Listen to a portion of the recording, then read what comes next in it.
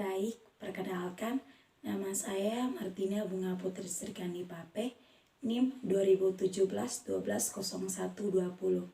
Saya mahasiswa manajemen Universitas Tribuana Tunggadewi Malang, angkatan 2017, Fakultas Ekonomi Program Studi Manajemen. Di sini saya akan mempresentasikan presentasi kami kelompok 7 mengenai sistem akuntansi biaya pada mata kuliah Sistem Informasi Manajemen dan Keuangan. Perkenalkan, nama saya Maria Marcelina Gae. Saya dari Program Studi Manajemen angkatan 2017 dari Universitas Tribuana Tunggadewi Malang. Di sini saya akan mempresentasikan hasil diskusi kami tentang sistem akuntansi biaya. Perkenalkan, nama lengkap saya Maria Wae, NIM 2017-120-108, Universitas Tribuana Tunggadewi Malang, angkatan 2017, Fakultas Ekonomi, Program Studi Manajemen, kelompok 7.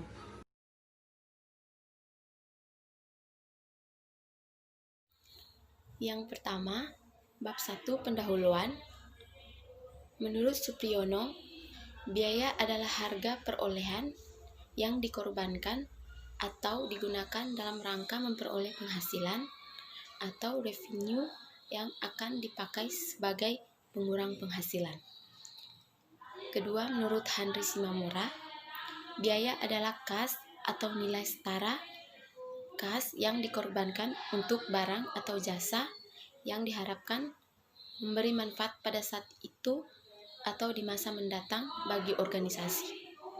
Yang ketiga, menurut Mulyadi, biaya adalah pengorbanan sumber ekonomis yang diukur dalam satuan uang yang telah terjadi, sedang terjadi, atau yang kemungkinan akan terjadi untuk tujuan tertentu. Yang berikutnya, rumusan masalah. A. Apa yang dimaksud konsep biaya? B. Apa yang dimaksud sistem akuntansi biaya? C. Apa itu objek biaya dan data biaya? E.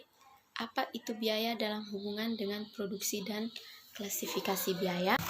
Tujuan: mengetahui pengertian biaya dalam hubungan dengan volume produksi. Berikutnya, mengetahui pengertian dari konsep biaya, mengetahui tentang sistem akuntansi biaya, mengetahui biaya dan data biaya, mengetahui biaya-biaya dalam hubungan dengan produk dan klasifikasi biaya.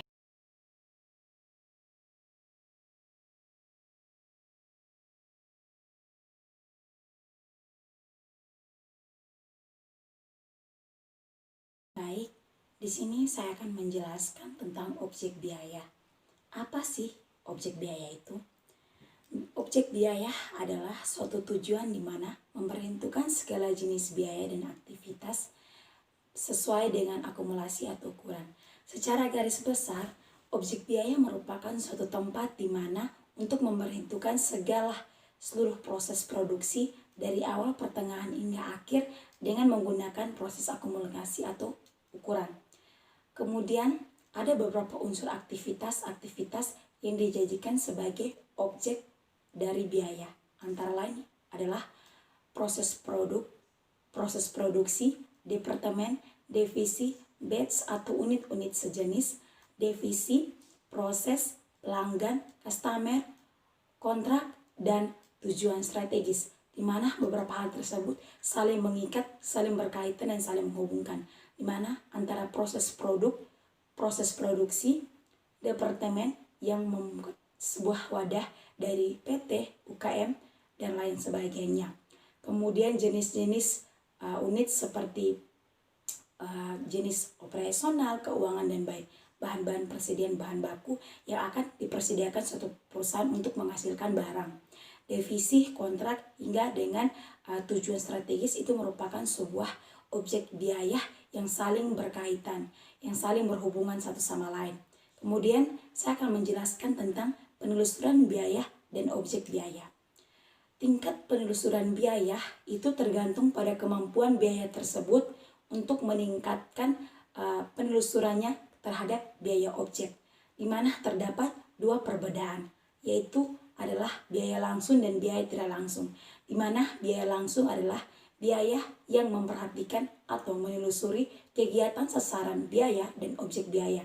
Sedangkan biaya tidak langsung adalah biaya yang tidak memperhatikan sasaran objek maupun objek biaya. Di sini saya akan menjelaskan perbedaan antara sasaran biaya dan objek biaya. Sasaran biaya adalah sebuah konsep planning yang direncanakan oleh suatu perusahaan dalam menghasilkan suatu barang yang sudah terorganisir dari awal dan akan direncanakan pada masa yang akan datang. Apakah produk yang dihasilkan itu udah tepat sasaran belum? Udah sesuai dengan kegiatan pasar belum? Sehingga itu yang disebut dengan sasaran pasar. Kemudian objek biaya adalah proses perhitungan segala aktivitas biaya yang dilangsungkan dari proses produksi dari awal hingga akhir, hingga proses pemasarannya. Nah, jadi perbedaan antara biaya langsung dan biaya tidak langsung adalah biaya langsung itu memperhatikan sasaran dan objek biaya, sedangkan biaya tidak langsung adalah biaya yang tidak memperhatikan penelusuran sasaran dan objek biaya. Kemudian saya akan menjelaskan tentang sistem akuntansi biaya. Sistem akuntansi biaya adalah sistem yang membantu manajemen dalam menetapkan sasaran laba perusahaan, mengungkapkan kegagalan dan keberhasilan tanggung jawab yang spesifik, dan menganalisis serta memutuskan penyesuaian dan perbaikan yang diperlukan agar tujuan dan sasaran perusahaan dapat dicapai. Berikut ada berbagai informasi-informasi yang baik yang harus dapat dipenuhi. Jika yang pertama, informasi biaya tersebut dipergunakan secara sistematis dan komparatif. Yang dimaksud dengan sistematis artinya informasi biaya harus diberitahukan secara terperinci, secara logis, secara efisien. Kemudian yang dimaksud dengan komparatif artinya pembiayaan proses akuntansi biaya dapat dibandingkan dari proses produksi dari perusahaan yang satu dengan perusahaan yang lain. Kemudian informasi biaya dapat digunakan terorganisir dan terintegrasi. Artinya apa yang disampaikan, apa yang dilakukan oleh seorang akuntan atau seorang kasir itu tergantung pada pemberian proses keuangannya. Kemudian informasi sebaiknya dapat memfokuskan perhatian manajemen. Artinya dalam segala bidang. Mengapa dikaitkan dengan proses manajemen? Karena manajemen di sini merupakan ruang lingkup yang membawa seorang pelaku usaha itu dapat memperhitungkan, mengorganisasi, mengawasi segala kegiatan usahanya itu berdasarkan jangka waktu yang baik, yang efisien, sehingga produk yang dihasilkan itu dapat memperoleh laba yang efisien pula. Kemudian saya akan menjelaskan tentang pemrosesan data. Yang dimaksudkan dengan pemrosesan data adalah suatu proses pengumpulan, pengelompokan, penganalisis, dan pelaporan data perusahaan.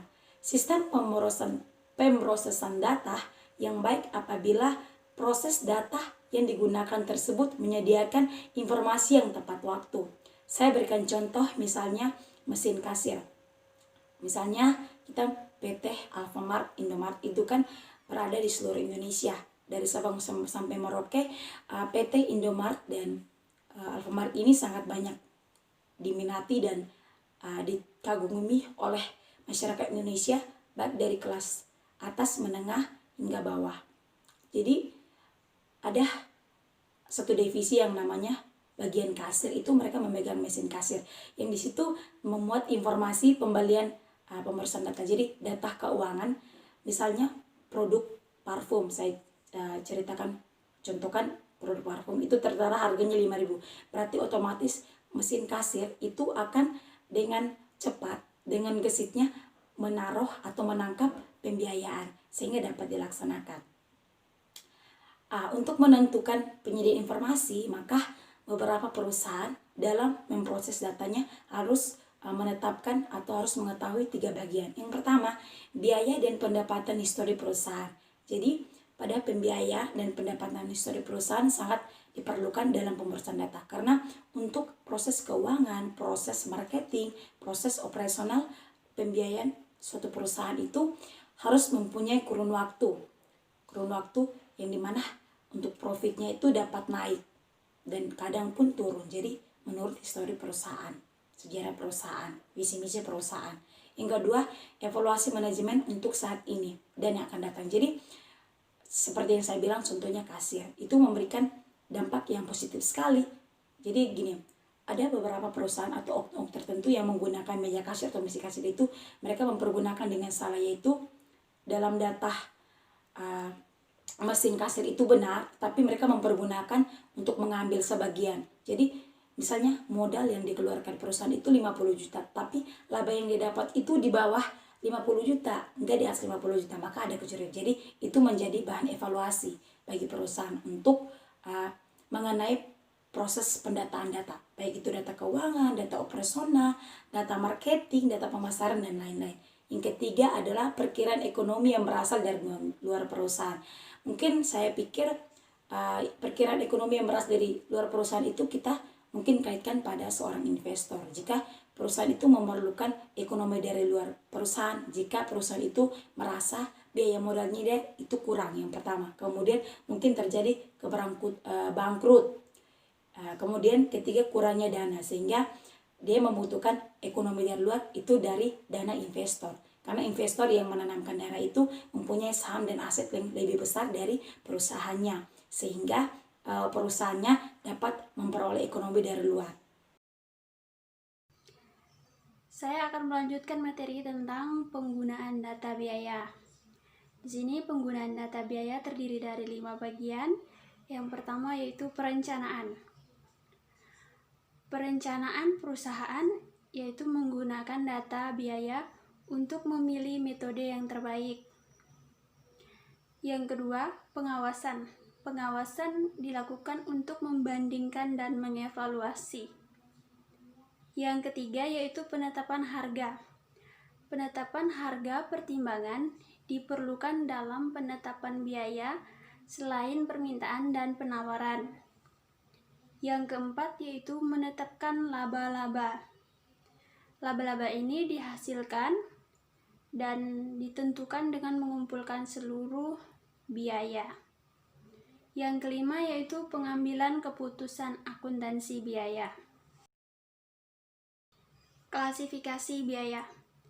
Klasifikasi biaya atau penggolongan biaya adalah suatu proses pengelompokan biaya secara sistematis ke dalam golongan-golongan tertentu yang lebih ringkas. Yang pertama yaitu produk. Produk terdiri dari 4 bagian. Yang pertama, volume produksi atau jumlah yang akan diproduksi. Kemudian departemen dan pusat biaya. Selanjutnya yaitu periode akuntansi atau waktu yang diperlukan untuk memproduksi suatu produk. Yang terakhir yaitu pengambilan keputusan. Hubungan antara biaya dan volume produksi. Yang pertama, biaya dalam hubungan dengan produk. Biaya dalam hubungan dengan produk terdiri dari 2 bagian, yaitu biaya produksi dan biaya non-produksi. Biaya produksi adalah biaya yang dikeluarkan saat kegiatan produksi berlangsung. Sementara biaya non-produksi terdiri dari biaya semi variabel dan biaya semi tetap, biaya-biaya pembantu, alat-alat pembantu. Selanjutnya yaitu biaya dalam hubungan dengan volume produksi. Terdiri dari 3 bagian. Yang pertama biaya variabel, yang kedua biaya tetap, dan yang terakhir adalah biaya semi.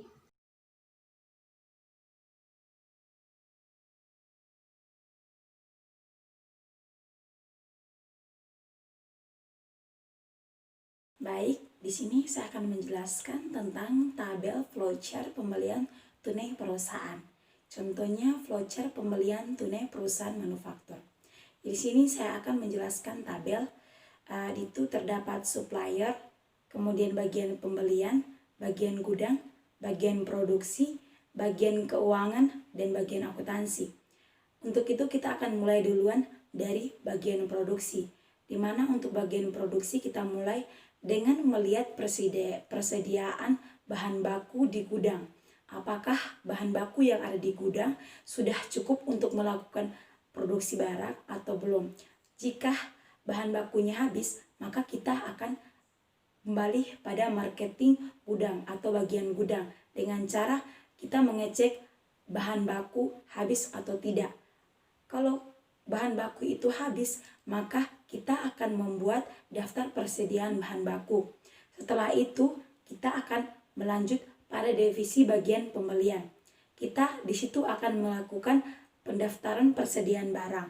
Barang apa saja, khususnya bahan baku apa saja yang kosong atau yang tidak layak dipakai untuk segera dilakukan pembelian agar dapat memproduksi suatu barang yang akan dihasilkan.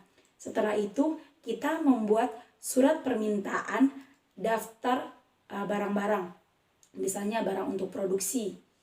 Misalnya kita mau memproduksi baju nih, mungkin kain, kualitas kainnya, tebal kainnya, halus kainnya, kemudian kancing bajunya, benangnya berapa untuk kita bordir, untuk kita desain itu berapa. Kemudian kita langsung bagian supplier, yaitu surat untuk permintaan barang-barang. Setelah kita membuat surat permintaan barang-barang, maka kita akan membuat lagi yang namanya surat permintaan barang-barang. Kemudian kita menyiapkan daftar barang-barang yang akan dikeluarkan. Setelah itu, daftar harga barang yang akan kita perjualkan. Kemudian saya akan menjelaskan lagi mengenai alur flowchart proses produksi dalam suatu perusahaan.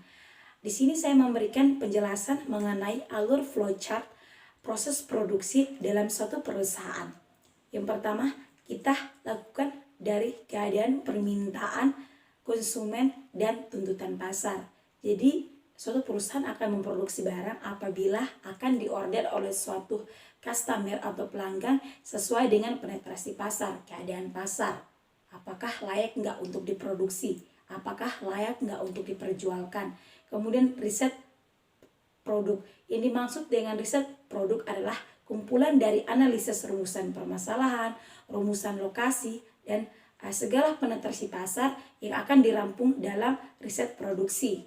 Apakah perusahaan itu layak berjualan di situ? Apakah perusahaan itu layak memasarkan produk itu? Apakah perusahaan itu layak untuk menjual atau memberikan pembelian kepada konsumen? Layak atau enggak? Kemudian kita menuju pada uji kelayakan. Nah, untuk uji kelayakan di sini kita harus memperhatikan beberapa bagian, beberapa poin. Di antaranya kita harus menentukan harga penjualan, kemudian kita menentukan produk massal dan pemasaran. Nah, pemasaran di sini kita lebih tujukan kepada konsumen ya, sebagai orang yang mengonsumsi, orang yang akan mengorder barang yang akan kita hasilkan, atau enggak orang yang akan melakukan pembelian terhadap produk yang kita jual. Nah, setelah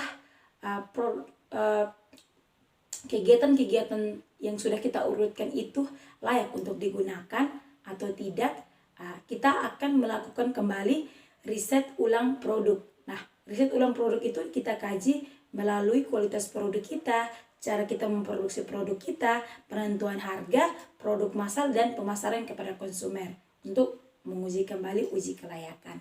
Itu merupakan beberapa penjelasan mengenai alur flowchart proses produksi dalam suatu perusahaan. Saya akan melanjutkan kembali materi presentasi kami tentang alur permintaan dan pengeluaran barang di gudang. Alur permintaan barang dan pengeluaran barang di gudang terdiri dari 4 bagian.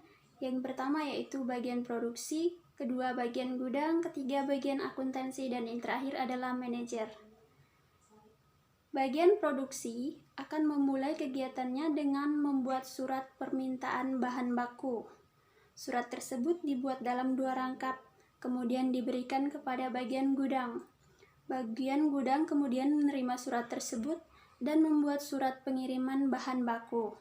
Surat dibuat dalam 2 rangkap dan kemudian dikirim kembali kepada bagian produksi beserta bahan baku. Bagian produksi kemudian menerima surat tersebut dan memproduksi barang jadi. Setelah memproduksi barang jadi, bagian produksi akan mengirimkan barang jadi kepada bagian gudang untuk dijadikan sebagai persediaan barang jadi.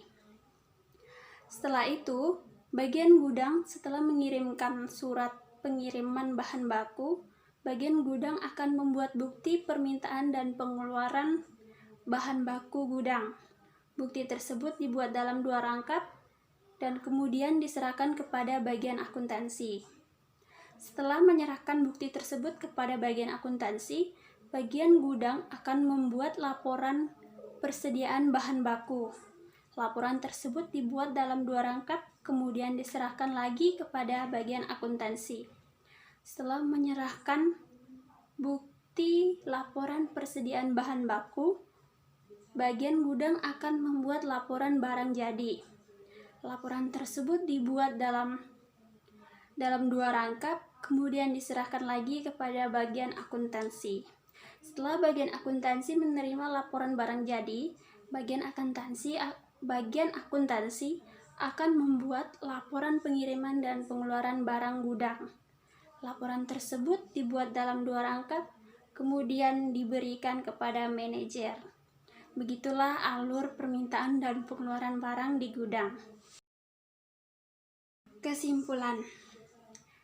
Kesimpulan yang pertama yaitu sistem informasi akuntansi biaya adalah sistem yang membantu manajemen dalam menetapkan sasaran laba perusahaan, mengungkapkan kegagalan dan keberhasilan, tanggung jawab yang spesifik, dan menganalisis serta memutuskan penyesuaian dan perbaikan yang diperlukan agar tujuan atau sasaran dapat dicapai.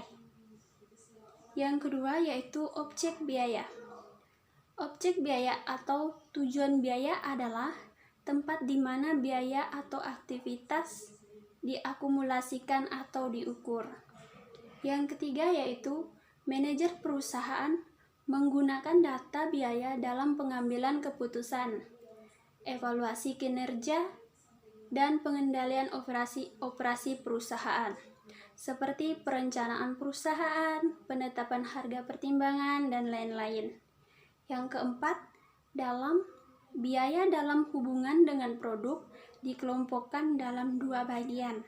Yang pertama, biaya produksi, dan yang kedua yaitu biaya non-produksi. Yang kelima yaitu klasifikasi biaya atau penggolongan biaya. Adalah suatu proses pengelompokan biaya secara sistematis ke dalam golongan-golongan tertentu yang lebih ringkas. Yang terakhir yaitu biaya dalam hubungan dengan volume produksi. Dikelompokkan menjadi 3 bagian. Yang pertama biaya variabel, yang kedua biaya tetap, dan yang terakhir adalah biaya semi. Baik, sekian dan terima kasih presentasi kami kelompok 7 mengenai sistem akuntansi biaya untuk program studi manajemen angkatan 2017. Apabila dalam penyampaian kata PPT kami melalui media sosial ini salah kata dan perbuatan, kami mohon maaf sebesar-besarnya. God bless you all, dan terima kasih karena sudah dapat menyaksikan penyampaian kami melalui media sosial. Semoga semakin bertambah yang menonton, dapat banyak pengalaman. Kemudian jangan lupa bahwa generasi milenial tetap semangat, tetap menjadi generasi yang bisa membawa aspirasi-aspirasi kalian semua sebagai anak muda. Tetap semangat walaupun COVID, tapi kita yakin badai ini cepat berlalu dan segala aktivitas dapat kembali efisien, dapat kembali baik. Dan tetap semangat untuk para pejuang, khususnya bagi para generasi muda dari Sabang sampai Merauke. Mari kita membudayakan belajar online, belajar di rumah untuk dapat mengurangi sedikit pandemi COVID. Tetap semangat. Shalom. Salam sejahtera untuk kita semua.